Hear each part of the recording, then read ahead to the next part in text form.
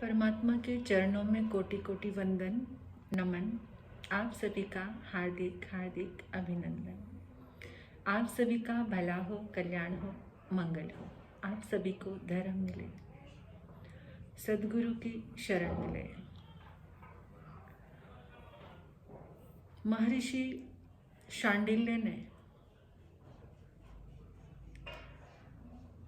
प्रेम की 4 सीढ़ियां बताई हैं।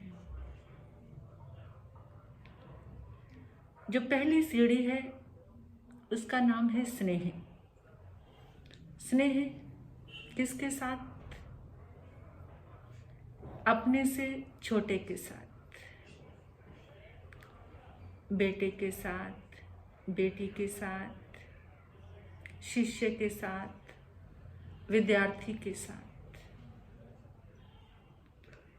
दूसरी सीढ़ी है प्रेम। दूसरा सोपान, प्रेम किसके साथ?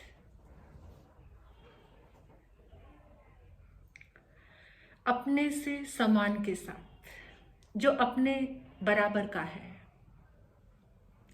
दोस्त, फ्रेंड, मित्र।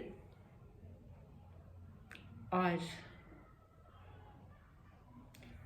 पति का पत्नी से प्रेम, पत्नी का पति से प्रेम। तीसरी सीढ़ी है श्रद्धा। श्रद्धा किसके साथ होती है? जो अपने से श्रेष्ठ है, जो अपने से ऊंचा है, अपने से बेहतर है, अपने से जो श्रेष्ठ है,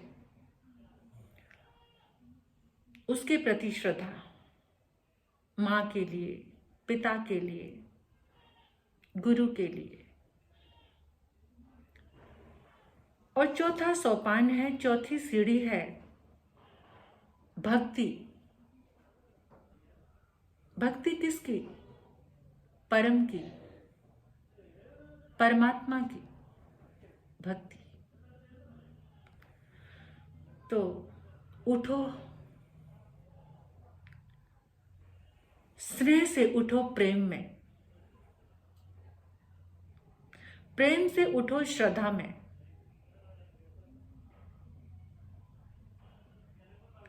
बहुत लोग तो प्रेम में आकर ही रुक गए हैं, आगे बढ़ते ही नहीं।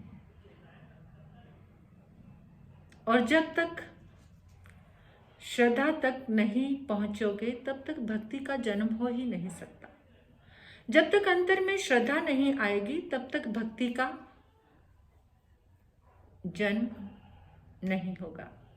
इसलिए तो गुरु को भगवान से भी ऊपर का दर्जा दिया है।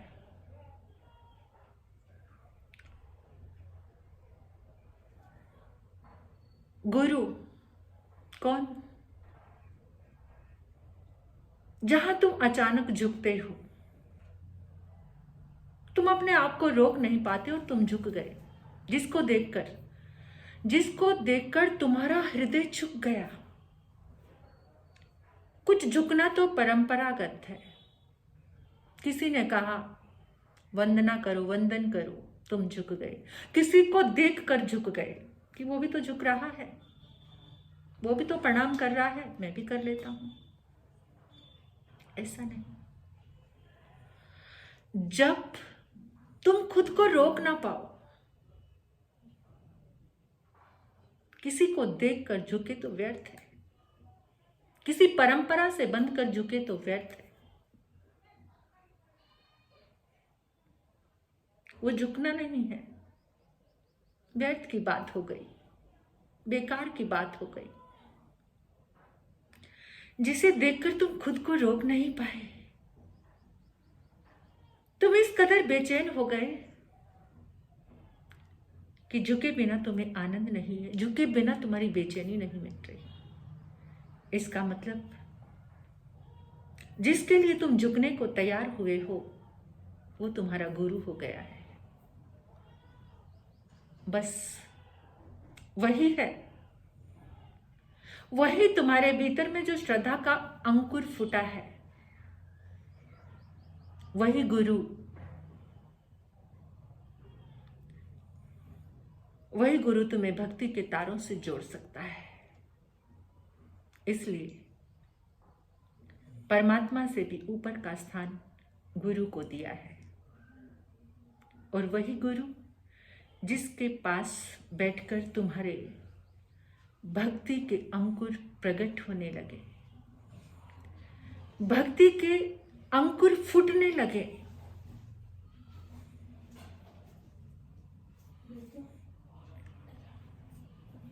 तुम्हारे पास सूर्य को देखने की ताकत नहीं है, तुम्हारी आंखों में सूरज को देखने की ताकत नहीं है, लेकिन कोई जो तुम्हें वो शक्ति दे दे, तुम्हारी आंखों पर लगे हुए जाले को हटा दे, वो कौन है? वो गुरु वैद्य बन जाता है। वैद्य जो उपचार करता है, जो तुम्हें ताकत दे सकता है उस रोशनी को देखने के लिए, जो तुम्हारी बंद आंखों का जाला हटा सकता है, जो तुम देख नहीं पा रहे थे, जो दिखाने की सामर्थ्य दे दे। कितने जगह महात्मा बुद्ध ने अपने आप को वैद्य कहा है, गुरु नानक देव ने भी अपने आप को वैद्य कहा है। वैद्य उपचार करता है, उपदेश नहीं, उपचार। और कभी कभी उपदेश भी करता है तो तुम्हारी बंद आंखों को खोलने के लिए, रोशनी दिखाने के लिए। और जो तुम्हारा उपचार करना प्रारंभ कर दे, वही वैद्य, वो गुरु तुम्हारे भीतर में भक्ति को जगा सकता है, तुम्हारे भीतर में भक्ति जाग सकती है, अवतरण हो सकता है। एक होती है प्रतिभा और एक होता है अवतरण। दोनों में बड़ा अंतर है। प्रतिभा अहंकार से भरी हुई है, अवतरण प्रसाद से भरा हुआ है। अवतरण तुम्हारे भीतर में भक्ति का अवतरण हुआ। जब तक प्रसाद नहीं होगा तब तक भक्ति नहीं मिल सकती।